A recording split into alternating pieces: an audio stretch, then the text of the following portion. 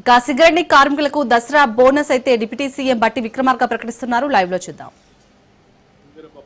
ప్రజాప్రభుత్వం అత్యంత ప్రతిష్టాత్మకమైనటువంటి ప్రభుత్వ రంగ సంస్థగా చూస్తూ దీని అభివృద్ధి కోసం అట్లాగే దీనిలో పనిచేసే కార్మిక సోదరులు అందరి సంక్షేమం కోసం నిరంతరం ఆలోచన చేస్తూ ముందుకు పోతా ఉన్నాం.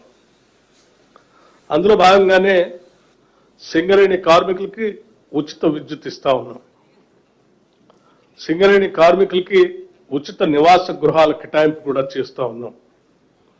ఉద్యోగులకు వారి తల్లిదండ్రులకు ఉచితంగా సూపర్ స్పెషాలిటీ ఆసుపత్రి సేవల్ని అందిస్తూ ఉన్నాం. సింగరేణి పాఠశాలలు విద్యా సంస్థలో ఉద్యోగులకు పిల్లలకు ఉచిత విద్య అందించే కార్యక్రమాన్ని కూడా పెద్ద ఎత్తున తీసుకొని పోతా ఉన్నాం. ఎంసెట్, నీట్ తదితర పోటీ పరీక్షల్లో సత్తా చాటే ఉద్యోగులకి వారి పిల్లలకి మెరిట్ స్కాలర్షిప్ కూడా పెద్ద ఎత్తున అందిస్తూ ఉన్నాం. ఐఐటి, ఐఐఎంలో చదివే ఉద్యోగుల పిల్లలకు ట్యూషన్ ఫీజు రియంబర్స్మెంట్ కూడా ఏర్పాటు చేస్తూ ఉన్నాం. క్వార్టర్లో ఉండే ఉద్యోగులకు ఉచిత కరెంట్, ఉచితంగా ఏసీ కనెక్షన్ల ఏర్పాటు కూడా చేస్తూ ఉన్నాం. కోల్ ఇండియాలో లేని 10 రకాల అలవెన్స్లు ఉద్యోగులకి సింగరేణి కాలనీస్ ద్వారా చెల్లింపు చేస్తూ ఉన్నాం. గత ఏడాది ఒక్క ఉద్యోగ సంక్షేమానికి సగటున 5 లక్షల రూపాయలను వెచ్చించినటువంటి సంస్థ కూడా ఈ రాష్ట్రంలో దేశంలో ఏదో ఉందంటే అది సింగరేణి సంస్థ మాత్రమే.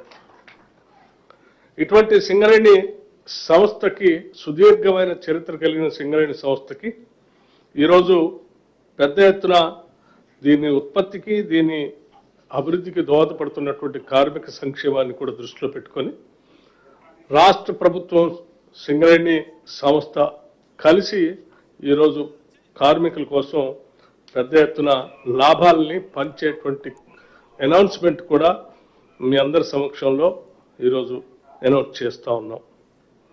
ఇందులో భాగంగా సరే ఈ అనౌన్స్ చేసే ముందు కొన్ని ముఖ్యమైనటువంటి అంశాలు కూడా మీ ద్వారా రాష్ట్ర ప్రజలు కూడా తెలియజెప్పాలనేటువంటి ఆలోచనతో కార్మిక సంఘాలన్నీ కూడా రాష్ట్ర ప్రభుత్వానికి అటు గౌరవ ముఖ్యమంత్రి గారికి, నాకు, మిగతా మంత్రి వర్గ సహచరులకు కూడా కొన్ని రిప్రజెంటేషన్స్ ఇచ్చారు. దాంట్లో ప్రధానమైంది గత ప్రభుత్వ సమయంలో సింగరేణి కాలనీస్కి రావాల్సినటువంటి సింగరేణి కోల్ బ్లాక్స్ అంటే తెలంగాణ ప్రాంతంలో ఉన్నటువంటి coal blocks, Singareni coal blocks మధ్యలో ఉన్నటువంటి coal blocks government of India auction పెడితే ఆ ఆక్షన్లో సింగరేణి కాలనీస్ పార్టిసిపేట్ చేయకుండా చేయటం వలన కొన్ని ప్రైవేటు వ్యక్తుల చేతుల్లోకి 2 సింగరేణి కాలనీకి సంబంధించిన గనులు కూడా వాళ్ళ చేతుల్లోకి పోయినాయి. దీనివల్ల సింగరేణి అత్యంత ప్రతిష్టాత్మకమైనటువంటి 2 సింగరేణి కోల్ బ్లాక్స్ ని కోల్పోవాల్సిన దుస్థితి ఏర్పడింది. కేవలం సింగరేణి కోల్పోవటమే కాదు, ఆనాటి ప్రభుత్వానికి సన్నిహితులుగా ఉన్నటువంటి కొద్దిమంది పెద్ద మనుషుల చేతుల్లోకి ఈ 2 బ్లాకులు కూడా వెళ్ళేటువంటి పరిస్థితులు ఆ రోజు కల్పించారు. తద్వారా ఈరోజు ఆ 2 బ్లాకులు ఇవాళ ప్రైవేటు వ్యక్తుల చేతుల్లో పోవటం వల్ల మనకి ఆ బ్లాకులు దూరంగా ఉండి పెద్ద ఎత్తున సింగరేణి నష్టపోతా ఉంది. సో కార్మిక సంఘాలు ఈరోజు వచ్చి పెద్ద ఎత్తున రిప్రజెంటేషన్స్ ఆ 2 బ్లాకులు కూడా ఎట్టి పరిస్థితుల్లో సింగరేణి